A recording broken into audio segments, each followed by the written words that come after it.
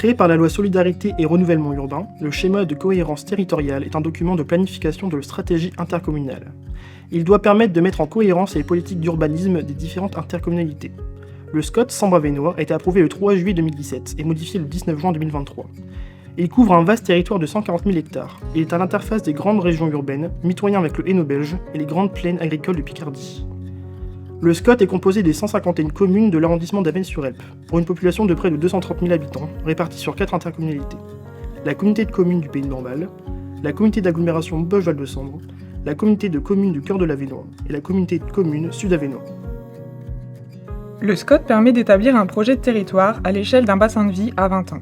Le SCOT fixe la stratégie d'aménagement et de développement du territoire pour activer tous les moteurs d'un développement économique équilibré, pour valoriser le cadre de vie des habitants et pour accélérer les transitions du territoire.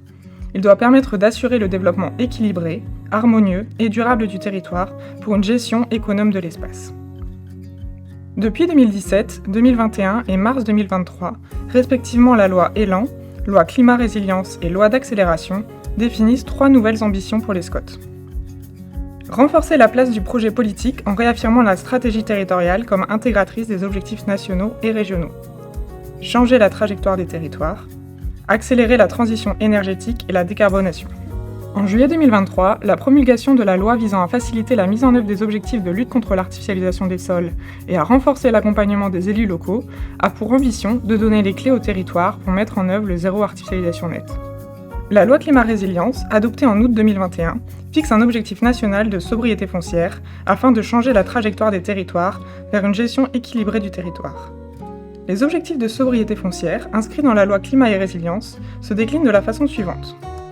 Sur la période 2021-2031, les territoires sont incités à réduire de 50% leur consommation d'espaces naturels, agricoles et forestiers par rapport à la consommation des 10 dernières années. Depuis août 2021, le compteur tourne. Chaque espace consommé est comptabilisé. Sur la période 2011-2021, la consommation d'espaces naturels, agricoles et forestiers à l'échelle du SCOT atteignait 695,6 hectares. Le rythme de consommation d'espaces naturels, agricoles et forestiers devra donc être ralenti afin de répondre aux défis et aux objectifs de sobriété foncière. Sur la période 2031-2050, les territoires devront tendre vers le zéro artificialisation nette. C'est le système de la balance. La somme des espaces artificialisés devra être égale, en 2050, à la somme des espaces renaturés.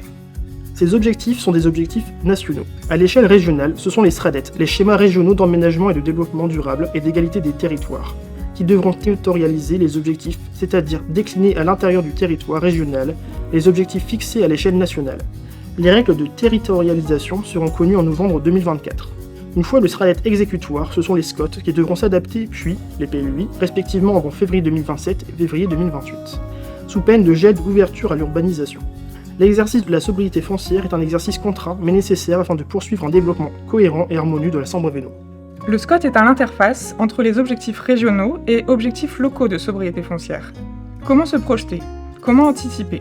Comment décliner notre politique de développement territorial en cohérence avec les enjeux du XXIe siècle ? Quel Sambre-Avesnois à horizon 2050 ?